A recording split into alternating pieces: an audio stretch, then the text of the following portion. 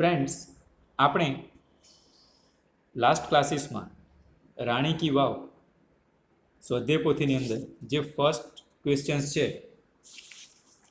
કે read the extracts and answer the questions ના total 6 paragraph આપણે જોયા હતા. અને આશા રાખું છું કે તમે એ બધાએ સ્વાધ્યાય પોથીની અંદર લખ્યા પણ હશે. ફ્રેન્ડ્સ, આજે આપણે જ્યાંથી બાકી છે એટલે કે 7 નંબરના પેરેગ્રાફથી બાકી છે, તો આજે આપણે એ જોઈશું. There are also some of the rare sculpture of God. Here one can find the statue of Lord Buddha with 4 hands, the statue of Ram with a sword and shield, the statue of sun in form of a tapasvi, the statue of Shiva with beads in his hand, the statue of Parsuram with soft and gentle expression rather than having hard and steam look, etc. તો friends, આ જે paragraph છે એની અંદરના આપણે question અને answers જોઈશું. First question છે, which are the rare sculptor of god in the Vav. તો ફ્રેન્ડ્સ, રેર એટલે ઘણી મુશ્કેલીથી જે વસ્તુ મળે છે તેને આપણે રેર કહીએ છીએ. તો કે કઈ રેર સ્કલ્પ્ટર વાવની અંદર છે, તો આમાં શું આવશે ફ્રેન્ડ્સ? આમાં માત્ર આપણે નામ જ લખવાના છે ફ્રેન્ડ્સ. તો lord Buddha, then Ram, then the statue of sun, statue of Shiva and Parsuram. These all are the rare sculpture of God in the wow. તો ફ્રેન્ડ્સ, આનો આન્સર્સમાં તમે લખશો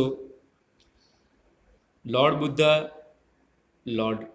Buddha, Ram, the sun, the Shiva and Parshuram are the rare sculpture of God in the wow. Next questions જોઈએ friend. How does the sculptor present Parshuram? Friends, how does the sculptor present Parshuram? કે પરશુરામની કેવી મૂર્તિ આવેલી છે? Parshuram હંમેશના friends ક્રોધિત સ્વભાવના છે. તો friends, અહીં પેરેગ્રાફમાં જુઓ, આમાં તમે લખી શકો છો friends, the statue of Parshuram with soft and gentle expression rather than having hard and steam look. Okay friends, next question જોઈએ. Why is the statue of Ram rare?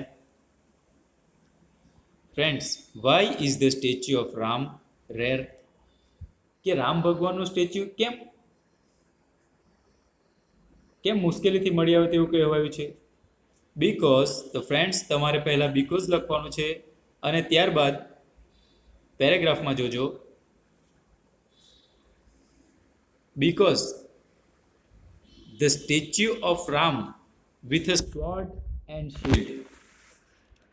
કેમ કે ફ્રેન્ડ્સ, તમે ઘણીવાર જોયું હશે, ભગવાન રામના જે તમે પિક્ચર જોયા હશે તેમાં મોટે ભાગે રામના હાથમાં ધનુષ હોય છે, પરંતુ અહીં કયા પ્રકારનું સ્ટેચ્યુ બનાવવામાં આવ્યું છે રામનું? With a sword and shield, કે તેમના હાથમાં તલવાર અને ઢાલ છે. તમે ગમે ત્યાં જાઓ, તમને મોટે ભાગે ભગવાન શ્રી રામનો સ્ટેચ્યુ એમના બાણ સાથે જ જોવા મળશે, પરંતુ અહીં એમણે તલવાર અને એની ઢાલ સાથેનું સ્ટેચ્યુ બનાવ્યું છે, એટલા માટે એ રેર સ્ટેચ્યુ છે.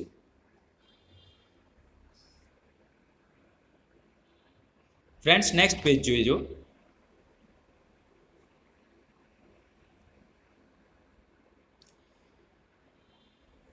Paragraph number 8. Some of the sculpture display contemporary lifestyle, folktales, animal and human instinct, etc. They reveal the artistic vision and unique imagination of the sculptors. The most attractive sculptures are those of Vara, Vaman, Narsimha, Ram, Kalki, and Mahishasura Mardini. Friends spelling ખાસ ધ્યાન રાખજો. Friends first questions, what do some of the sculptor display? કે ઘણા ભાગના sculptor શું દર્શાવે છે? The sculpt, friends આનો આન્સર શું લખ્યો છે? The sculptors display contemporary lifestyle, folktales, animals and human instinct. Next question જોઈએ. What do the sculptor reveals? કે શિલ્પો શું રજૂ કરે છે? રિવેલ્સ એટલે કે રજૂ કરવું કાં તો પ્રગટ કરવું. The sculptor reveal the artistic vision and unique imagination of the sculptors. Next જોઈએ. Which are the most attractive sculptor? Friends તો આમાં શું આવશે? તો આમાં આવશે ભગવાન, સોરી ફ્રેન્ડ્સ, આમાં આવશે the most attractive sculptor are Varaha, Vamana, Narasimha, Ram, કલ્કી એન્ડ મહિષાસુર મર્દિની. બરાબર છે ને ફ્રેન્ડ્સ? નેક્સ્ટ પેરેગ્રાફ જોજો. Paragraph number 9. There are nearly 300 statues of Apsaras. The sculptors have presented a vast range of emotions and feeling on the face of the Apsaras. They display a variety of different mood and situation. The Apsaras with 16 different makeup style add to the grace of this unmatched structure. Friends, આનો first question જે છે,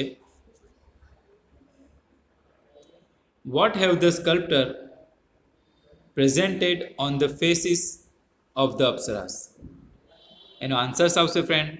The sculptors have presented a vast range of emotions and feeling on the face of the Apsaras. Friends અહીં આખો answers મારો આવ્યો નથી, તો હું અહીં ડોટ કર્યું છે, પરંતુ તમારે પેરેગ્રાફની અંદરથી આન્સર્સ લખવાનો છે.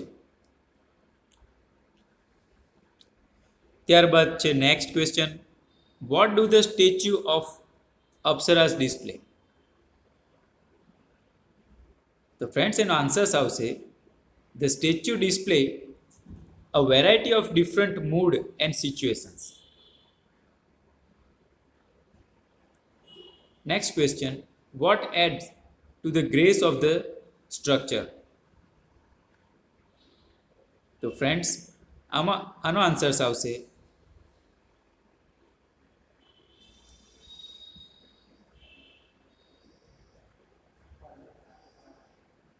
16 different makeup style add to the grace of unmatched structure.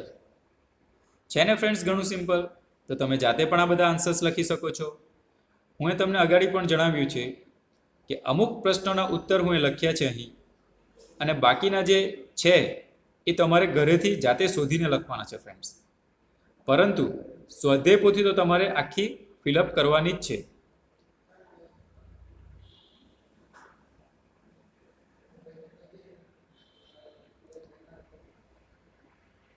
Next paragraph જોજો friends. Paragraph number 10.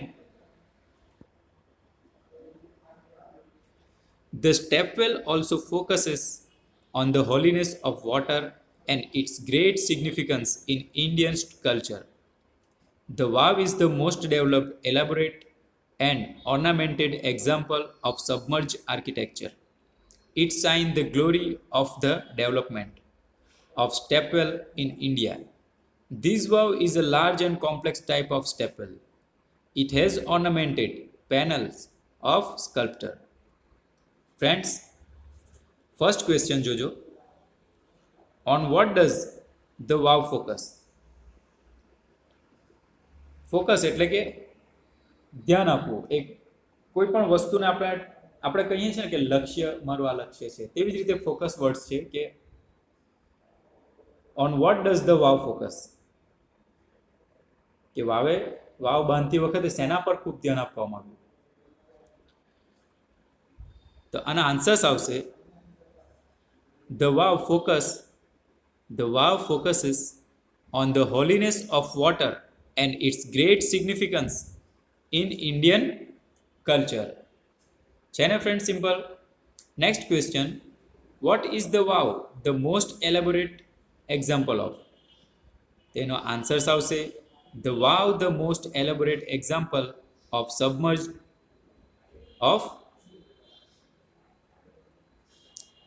Submerge architecture.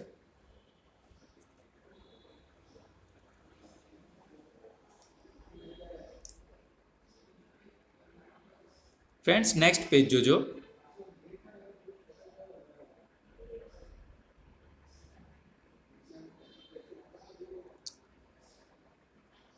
What type of a stepwell in the wow? The wow is a large and complex type of stepwell. Friends, paragraph number 11.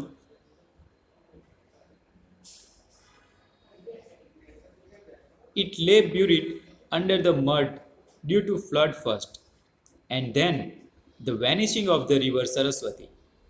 It was hidden under the layer of silt for almost 7th century. The Archaeological Survey of India took a great care of preserve this structure. In February 2013, ASI nominated this wow for the World Heritage Site. With an excellent teamwork by the ASI and the state government of Gujarat, it got recognizing by the UNESCO. Friends, આ પેરેગ્રાફના question અને answers જોઈએ. Why was the wow buried? Friends, buried એટલે કે દટાયેલું. તો વાવ કેમ દટાઈ ગયેલી? The wow buried under the mud due to flood first and then the vanishing of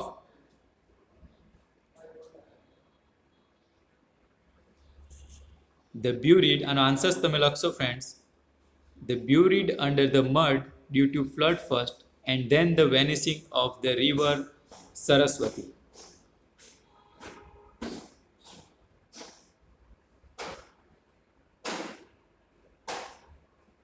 Friends, next question. For how long was the wow hidden? કે વાવ કેટલા સમયથી hidden એટલે કે સંતાયેલી હતી? તો એનો આન્સર્સ આવશે ધ વાવ હિડન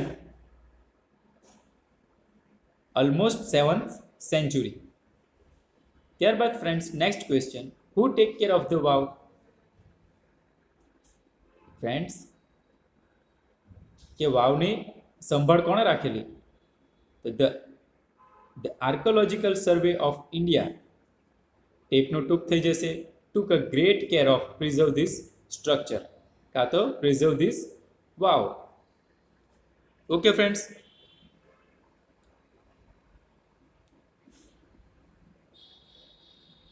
ત્યારબાદ છે second question, use the set of word in your own sentence. Friends, જે વર્ડ્સ આપ્યા છે એના પરથી તમારે સેન્ટેન્સ બનાવવાના છે.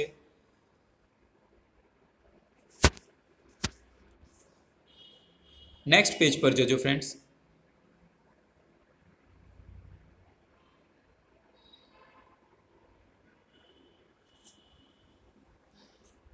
Fill the blanks choosing the correct word from the bracket. Friends, આપણે 1 થી 4 યુનિટની અંદર જે fill in the blanks કરી છે, સેમ અહીં પણ એવું જ છે કે બ્રેકેટની અંદર જે વર્ડ્સ આપ્યા છે એ વર્ડ્સને તમારે fill in the blanksમાં યુઝ કરવાના છે અને પેરેગ્રાફ પૂર્ણ કરવાનો છે.